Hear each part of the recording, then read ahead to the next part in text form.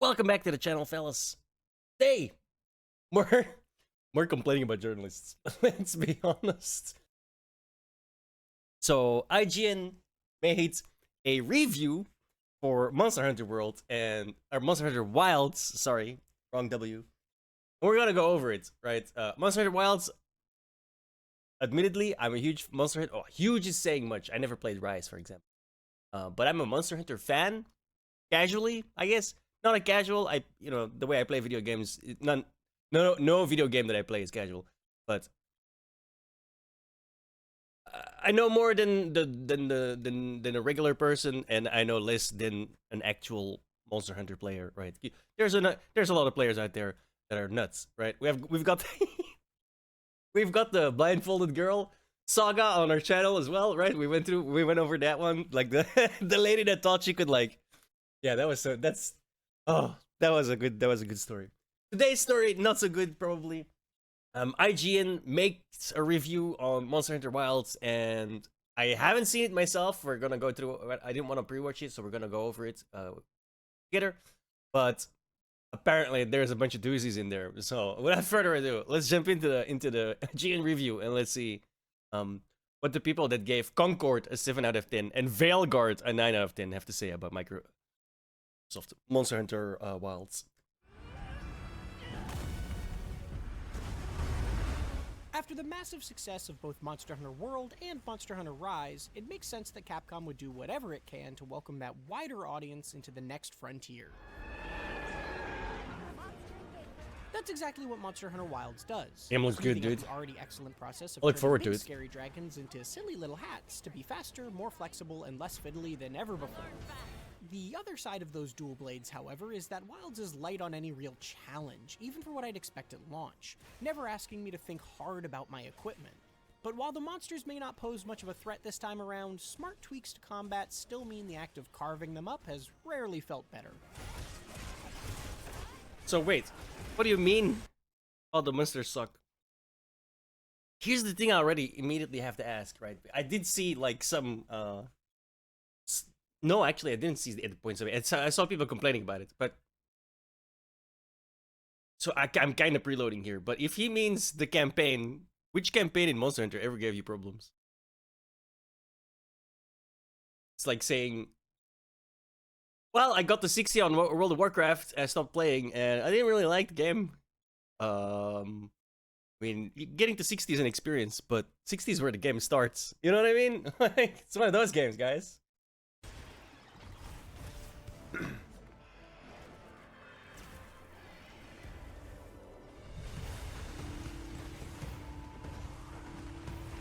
I love the sand ship. The surprise in Wilds was that the campaign isn't just a totally forgettable excuse to kill So anything dumb, that it's crosses great. your path this time.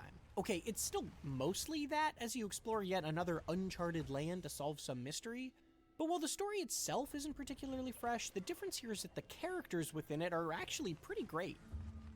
Whether it's the excitable engineer Gemma, We are so gonna talk later, pal. your empathetic handler Alma, Oh, but I've definitely heard of him.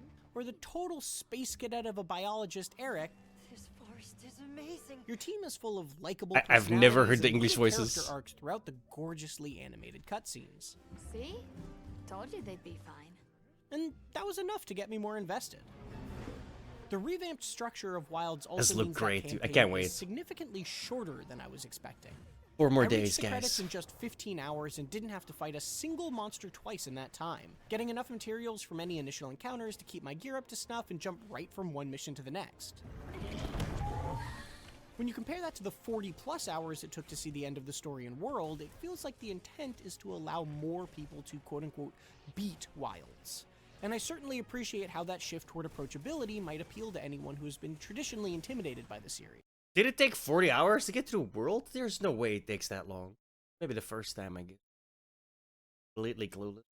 But the moment you start, like, figuring out stuff, it goes pretty fast. Till you get to, like, the real meat of the game, you know? Yeah, I don't know. I mean, obviously, keep in mind, too, I ain't played the game yet, right? The guy might be right. But I have a hard time believing it's that short. In the campaign. I don't, honestly, no. See, that's the thing.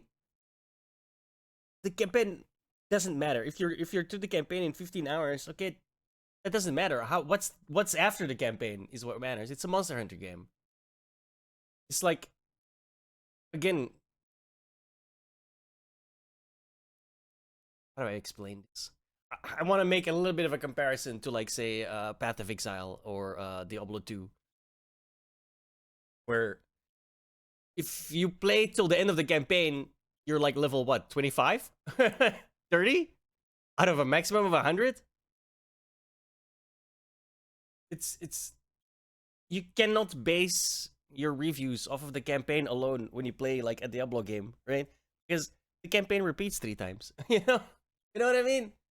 But as a veteran, I can't help but be a little disappointed that I literally didn't get knocked out once in that entire time. There's never a skill or armor testing wall of a monster that forced me to really consider my equipment choices more deeply in order to earn the reward of a hard-fought victory. Another thing. Aren't these people usually complaining the game's too hard? And they want an actual easy mode or an easier mode for, you know what? Isn't that a thing? I swear that's a thing, guys. And now all of a sudden, oh, it's too easy. Make up your fucking mind.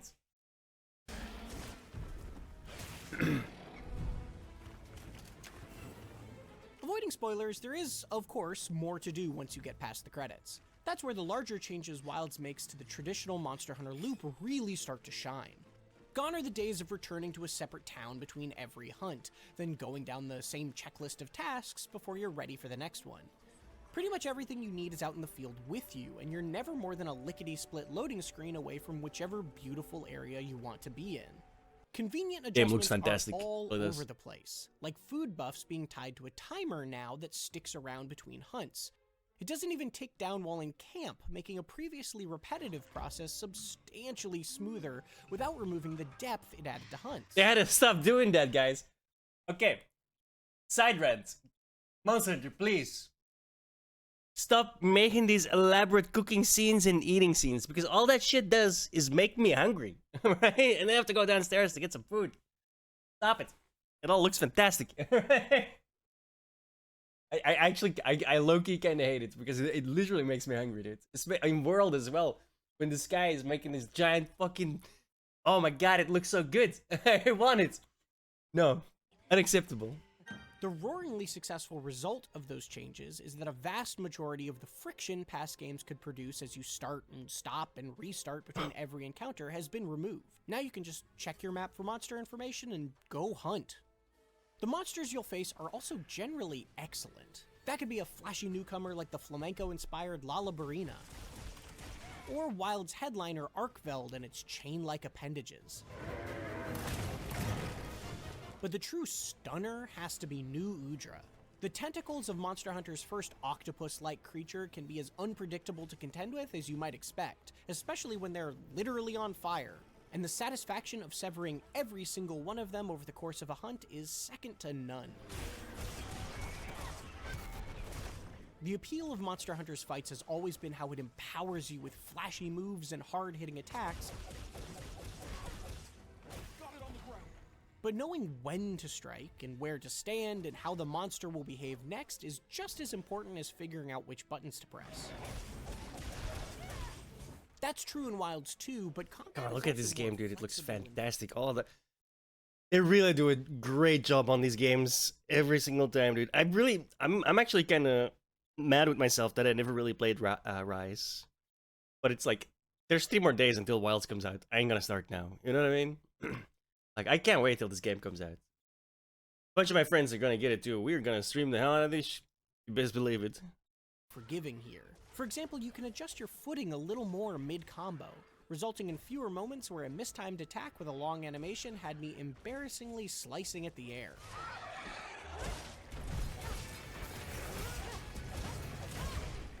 In many ways, the combat feels like it's all about the new wound system this time. Wounds open up once you deal enough damage to a given body part, and then you'll deal extra damage when attacking them. But deal enough damage to a wound and it'll break, resetting that spot. Every weapon also has a simple to execute focus strike that will deal a burst of damage to a wound and break it right away. So maximizing the amount of time you leave one open and then using that finisher before it closes naturally is an interesting subgame to manage. Or at least it would be if Wilds Get ever it, presented me with spiders. a challenge that pushed me to make those considerations. I know that's not a spider, but Whether it I was looks playing close online or enough. solo, I've never had a mission I'm gonna reach have the trouble with that 20-minute boss. mark, and I've only fainted 2 times total across dozens of hours. Compare that to World, which had real tests like Kieran, who smacked me silly my first couple of attempts, forcing me to regroup and craft an armor set around thunder resistance. And it's hard not to feel like Capcom's desire to make this a more inviting Monster Hunter sanded off some of the bumps I actually enjoyed in terms of overcoming big threats. Things do ramp up a little bit in the post-game, but even there I only really had to worry about upgrading my armor or falling behind in damage once or twice during the content that's available at launch. After the 15 hours it took me to beat the campaign, I only had to spend another 15 to finish every side quest that wasn't about catching fish, and just 5 more after that before I had the best armor set and weapon I could get and a pretty solid suite of skill-boosting decorations. Wait, To be fair, I still have so he has played as a campaign. He does say, "Oh, it gets better after the game." Wait, then what was the previous criticism about? I'm gonna be honest. So far, I thought I was gonna rage at this IGN review because the way it was, it was explained to me it was very terrible. But plenty more equipment. I mean, the guy says some dumb shit, but so far it's a pretty decent review, especially considering the source, right?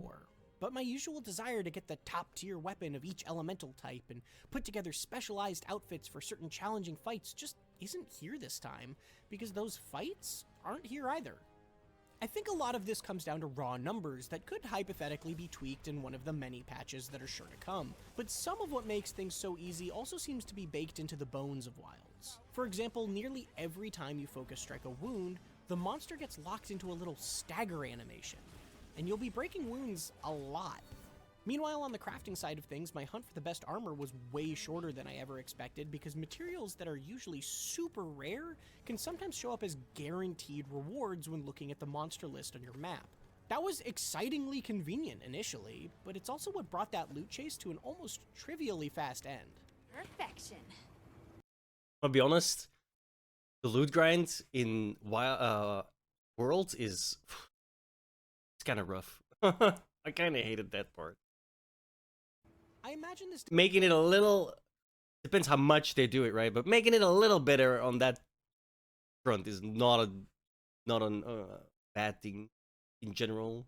difficulty tuning will get a lot more people through the front door. But it also means that where my past 3 Monster Hunter reviews wrapped up around the 50 to 60 hour mark while I still had plenty more I was excited to do, I started losing steam with Wilds before I even hit 40. Don't get me wrong, that's still a healthy chunk of game, and it has absolutely been some of the most fun I've had with the series. I'm also sure any longtime fans will be thinking, well, we just have to wait for updates, or G-Rank, or whatever for the real challenge. But in that regard, Capcom's own roadmap has left me wary. There's only 1 monster scheduled to be added for all of spring, and then only 1 currently listed for summer. In contrast, Rise also felt slight at launch, but got 6 new monsters just 1 month later, and then 3 more a month after that. Wilds already feels like it needs endgame threats like its formidable Elder Dragons to really push its limits. And if it instead only gets 1 returning monster in the first 3 or so months after launch, this could be a long wait until its inevitable expansion. That all said, Wilds deserves credit for being what has got to be one of the most customizable games I have ever played. There's a huge host of accessibility features. You can adjust the size of or turn off individual elements on your UI, you have more control than ever over your menus and radio wheels, and you can alter the look of stuff like your mount, chats. All of this is stuff that I really like applaud. Especially the HUD stuff, dude. More games need to do that. Like, it used to be a thing. You could like turn on a lot of HUD elements and you could turn off a lot of HUD elements, and that kind of went away. But I really like that.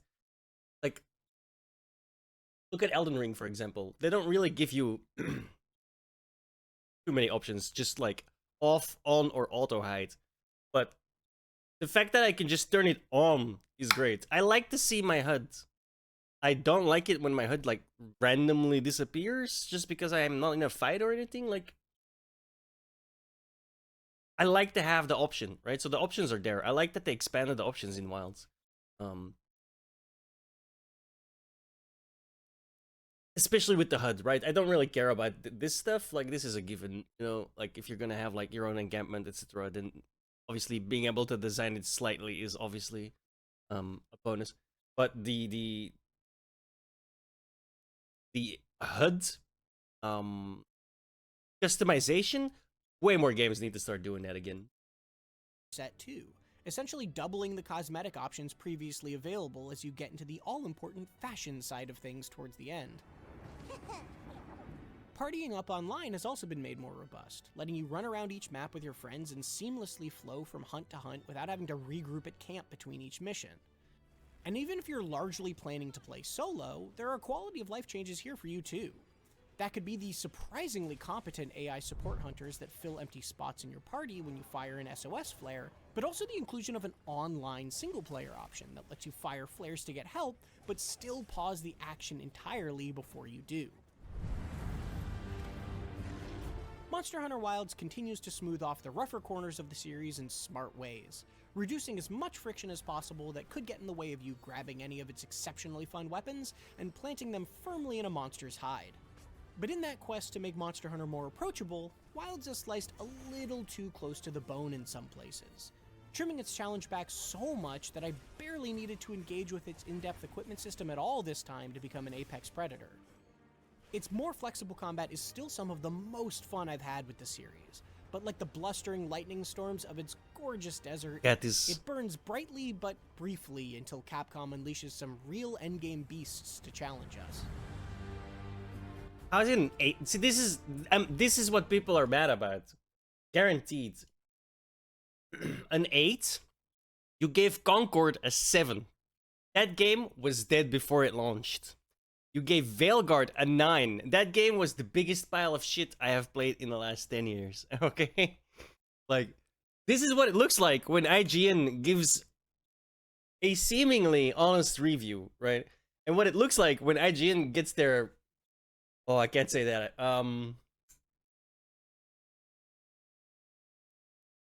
When IGN's not being honest, I'll just put it that way. Allegedly. A 7 for Concord, a 9 for Veilguard, and then an 8 for Monster Hunter Wilds? What? Wait, how much was Star Wars Outlaws? Wasn't that a 7 as well? Like, all of these garbage-ass games somehow get 7s and 9s, and then Monster Hunter Wilds somehow goes in between that? Explain that to me. Like I'm 5. And if the answer is, well, we're getting benefits, then yeah, I get it. Allegedly. You know what I mean? So, honestly, this was actually a somewhat decent review. No bullshit, no nothing. I'm actually surprised. The first decent review from IGN I've seen in like a long time. But the downside for IGN is this highlights exactly what we've been saying. Okay? You can't trust gaming journalists. You can't hate these people enough. And I don't mean this guy in particular. I mean like the business as a whole, right? Because it is compromised. It 100% is. This would never happen. An 8 for a Monster Hunter Wilds, and the guy's like, oh, how do I put this? The guy's not glassing up the game, and he's not denigrating the game. Meanwhile, when you go look at Concord and Veilguard, those games were gassed the fuck up, alright? And they were garbage. Giant failures, especially Concord. How the hell does Concord get a 7 out of 10? How, I ask you? It died within a week.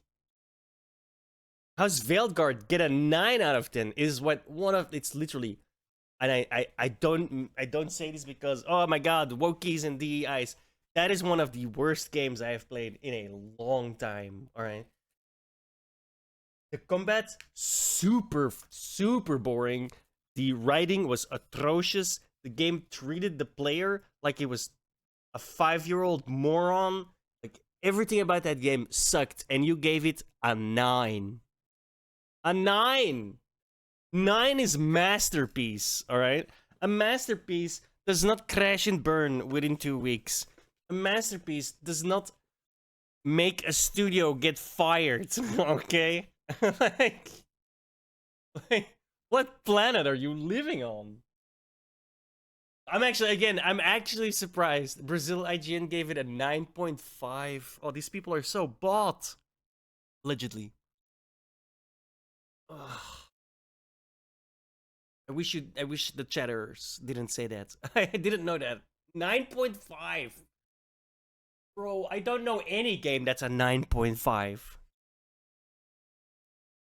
That doesn't exist, alright? It's definitely not Veilguard. So I think this is the problem that people are having with this review in particular. Because the review itself is fine. It's just, it highlights how corrupt IGN is. And how corrupt these gaming journalists are. Because if Monster Hunter Wild gets an 8, Concord and Veilguard should not even be in the same realm as that, let alone higher. And Concord's not higher, but Veilguard was. Like, these people are living in Fantasyland. Or, which I think is more likely, they're getting something for it.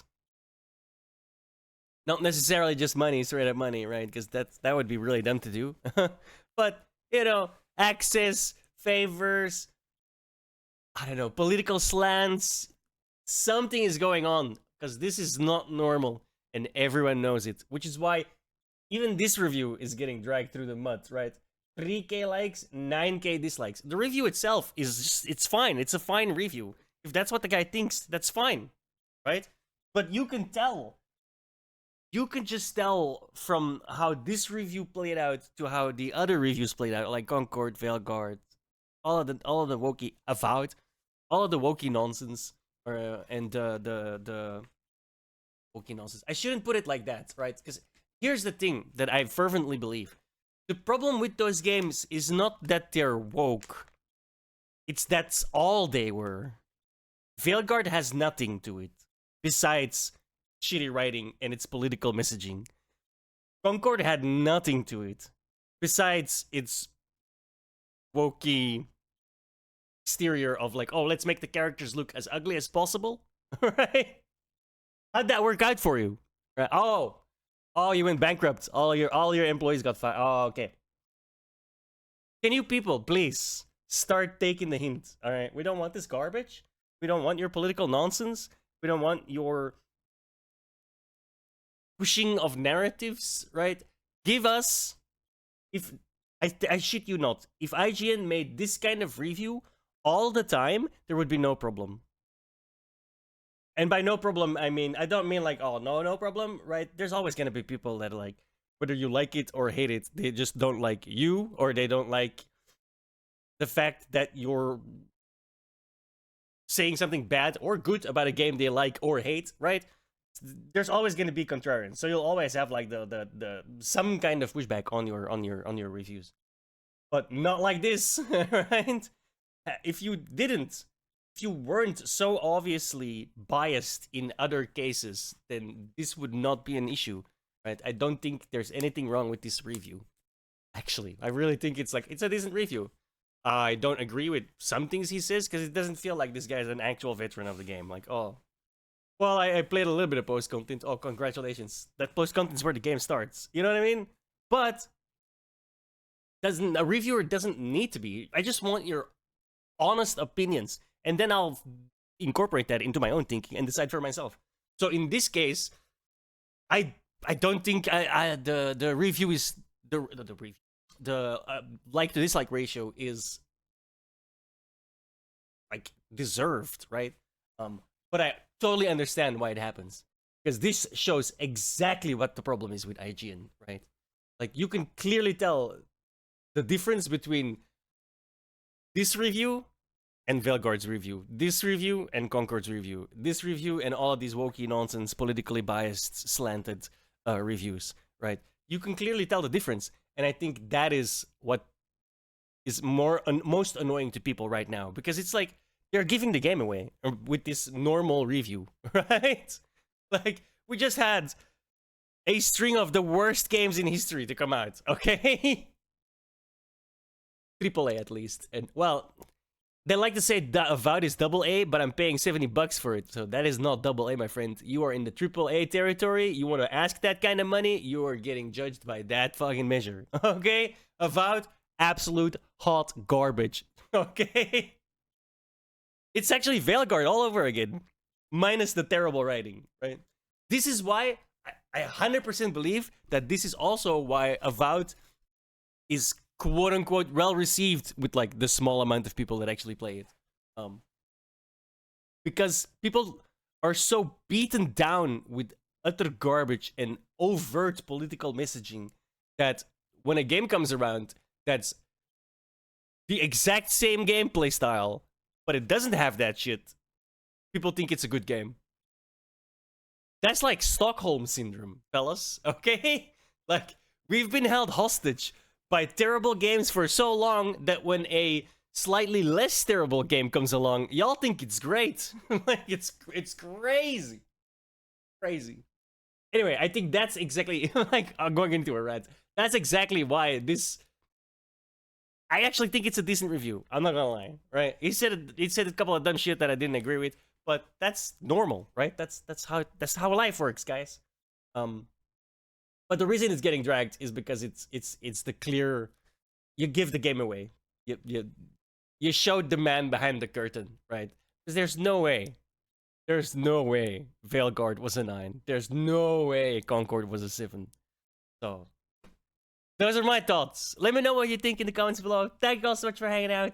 Is this the first IGN review you've seen in a long time that didn't make you really mad? Or did it make you mad? Tell me why. Thank you so much. Peace the hell out, guys. See you next time.